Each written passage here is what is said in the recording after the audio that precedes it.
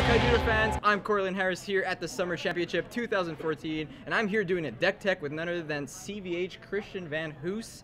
And yeah, going great, yeah. Okay. All right, so we have an undefeated top 8 deck right here. This is Lightwater Panopter Blockers. So let's go ahead and start right over here with a new card from Quest for the Gauntlet, Iron Will Tree. Tell me all about this card, CVH. Well, this was sort of like a snap decision before the tournament. I wasn't having it in the original list because I didn't think Control would be popular. I just wanted to play this to counter all the aggro and tempo strategies, but the LCQ showed otherwise, so I figured I just couldn't beat like multiple mesmerizes on me without Iron Will Tree. And there's a couple other cards that are good against Control too, but like the Darkness Control decks turn a lot of my cards into just blank cards, pretty much. Right, exactly. There's a lot of discard running around, so it's a very good call right here. Now over here we have 2 level 2 blockers over here. We have 3 Aqua Strider, which is just huge, and we have 2 Raincloud Kraken. So would you say that the Raincloud Kraken is kind of acting what, you know, it's doing like the same job as what Aqua Strider is doing here? It's an enforcer, it's a blocker, it's level 2. Yeah, essentially, because I wanted a tier and 2 blockers. There's so many against like an aggro deck, and besides that, like you could argue to switch the 2, but like even though I'm getting kind of greedy with 11 multi-civs, this is slightly bigger, so it's slightly more useful against cards like Metal Max. So I decided I'd go for that. Right. Okay. So. And they're prime bait. Yeah, exactly. So let's go to the 3 drops here. We have 3 Whirlpool Warden and 2 Skybone Keeper. This is really cool. These are 2 new level 3 creatures that rely on having evolution creatures on the field to get a benefit. So talk about these 2 cards right here. Well, Whirlpool Warden is definitely one of the most insane cards in the deck, especially when you're like trying to stabilize and kill boards with your evolutions against like an aggro or something, or even like game against Control when you're trying to like make sure they can't slay your evolutions. It keeps going back to your hand, and with 3 Panopters in the deck, it's most of the time it's probably going to draw you cards. Not the greatest early game compared to the skirmishers, but besides that. 2 Skybound Keepers, it was 3, but it was just slightly less useful than all the other ones. Like, they all have specific purposes, and this is sort of just like an additional attacker or an additional blocker, additional skirmisher. Yeah, exactly. When you have an evolution creature on the field, it gets a 1,000 power boost, and it can actually attack as if it didn't have skirmisher, so it's a very versatile card. Yeah, for sure. It's like I don't necessarily need Skyshark all the time to go in with blockers. Exactly. Now let's go over here to these 2 cards, I Spy and Panopter. These 2 cards are just like the engine of the deck, right? Yeah, pretty much. So it wasn't going to be a blocker deck, it was going to be a Skyforce Champion deck, which we created on a Skype call with Massacre and Spencer Swan, but we discovered that Regent Sasha wasn't a Skyforce Champion, so we couldn't evolve into Azuri. We just decided blockers would be a good meta call. This, of course, is one of the most insane cards for the strategy we've ever gotten. It's like the light version of Manatic, and there's 24 targets in the deck, so you're pretty much always going to hit.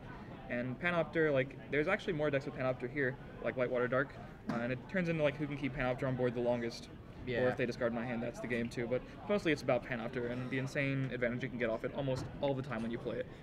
Another new card from Quest from the Gauntlet is right over here, level 6 Sky Shark. This is a really, really cool card. Tell me about this card, CVH. Sky Shark is one of the win conditions of the deck. Like, it's in there because it wins games, but most of the games are won by your evolutions and just like doing stuff with them.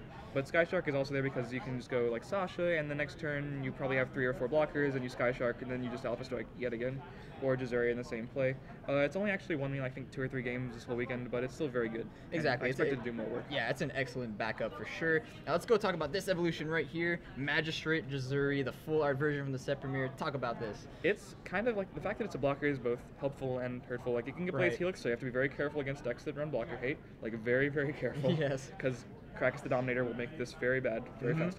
But the fact that it's a blocker, you can I Spy into it and draw off Panopter. Just like, if you're not against Blaze Helix or Krakus or any of those, like, it just becomes nuts. Like, when I first tested against Carl Machodo, I Spied into Jazuri. He's like, oh yeah, you can do that. That's very good. Yeah, that's extremely good. Now let's go down to the bottom row, all the way here on the left. We got Blinder Beetle, just 1. Why the tech Blinder Beetle? Because I don't value tap highly. No, I'm kidding. It was mostly to replace the 3rd Kraken that I took out. Didn't really need another blocker, and I felt like it's just a turn 3 removal spell against most of the aggros, because I probably have a turn 2 blocker. Right, exactly, and your blockers are, you know, decent size, so it can get rid of a lot of things for sure. Of course, it can get in there for like the final push if I'm tapping one of their blockers. Oh yeah, exactly, it can attack, that's awesome. So we have 3 Keeper of Laws here. This is just an excellent card. It's seen in a lot of decks this weekend. Talk about this card. I had no idea how many to play before this tournament. Like, like, there was an argument for going down to 1, I was at 2, but then I went up to 3, I think on the lunch break before the actual tournament started.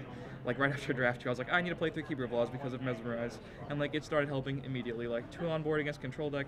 Absolute Incineration and Blaze Heal just become much worse against me. Mesmerize is not a card anymore, and it's just very good for going in for game. Oh yeah, for sure. Now we got some more evolutions here. We have 2 Blinder Beetle Prime. How come only 2 instead of 3 here?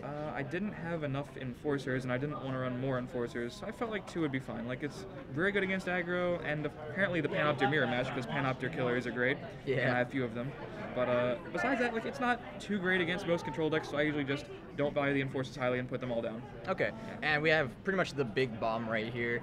Regent Sasha, new card from Quest of the Gauntlet. This is just insane. Would you agree there? It's undoubtedly the win condition. Exactly. Like, people are talking to me like, how do you beat the Kalima decks or the Light Dark control decks that are being run around by like Cyberlord Games and those guys?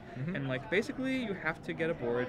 These help, like the I Spies and Panopters, and you hopefully drop Tazuri into Sasha or just Sasha into itself, and pray that you don't hit anything that'll stop you long enough for them to kill it. Right, yeah, for sure. And now we have one more creature here, 1 Tech Arbiter. Now, I'm seeing so many decks, like all the LCQ qualifying decks had 3 or 2. It was just absolutely insane. Why only 1 in this deck? Oh, it was 3 for sure, because I thought every deck with Light should be running 3. And then I realized I ran 24 blockers. So my shields aren't getting broken a whole lot, unless it's the very early game. Yeah, very good point. And I figure if they break my shields, I'd almost rather always see a blocker or like an evolution. So it's kind of pretty useless a lot of the time, but it's also a game winner. So like, there's nothing I'd rather run more than it. But I also don't think it warrants a 3 spot. Right, okay. So we have only 6 spells here. They're all Shield Blast, and I think this card's really interesting here. Thought Collective with Crystal Memory not in the format anymore. Would you say this is kind of like a way to dig for like I Spy and Panopter over here? That's why I included it. Actually, the card I had in over it was even more interesting. It was Temporal Tinkering. Ooh, and okay. Temporal Tinkering was crazy good, but I increased my 2-drop count to include Iron Will Tree, and I felt like I needed a better control matchup, and I was like, what's my progression here? Temporal Tinkering on turn 3 is terrible, because it only gets me 1 more card deep. It's like, and late game is good because it's only 2 cost, but my ideal progression is Iron Will Tree into this, because hitting, like, in the next 5 cards, I'm going to either see I Spy, Panopter, or Laws. And if I have 2 of them in my hand, then they mesmerize 1 of them, and I still have the other. And like as a Shield Blast, it did some work too, but mostly just getting 5 cards deep is pretty nuts. Yeah, that's huge. Now, last spell of the deck, we have 3 Piercing Judgment, also using the new foil from the Horde Onslaught deck, yes. Really fresh. So explain Piercing Judgment. I just ran it because it's shiny. You just ran it because it's shiny. No. I ran it because it's probably, I think it might still be like the best spell in the game. I just love Piercing so much. It's very versatile. I mean, it's close, of course. Mesmerize is also very good. It's also another reason to not, go deep into Arbiter. Yeah, Piercing Judgment is, very, very strong. So, I didn't know what tap I was running, but I knew it was going to be 3 piercings. 3 piercings? Yeah, okay, cool. So thank you very much, CVH, for showing off this deck.